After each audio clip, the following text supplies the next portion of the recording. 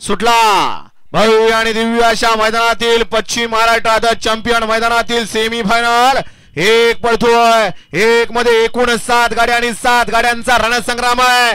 कोण कुणाला कमी नाही. शेवटच्या क्षणाला कोण बाजी मारतोय. पडल्याकडे सुंदर अशी गाडी पळतीये. रायफल आणि भुंगाची गाडी. अतिशय सुंदर अशी लढत झाली गट क्रमांक सेमी 1 मध्ये.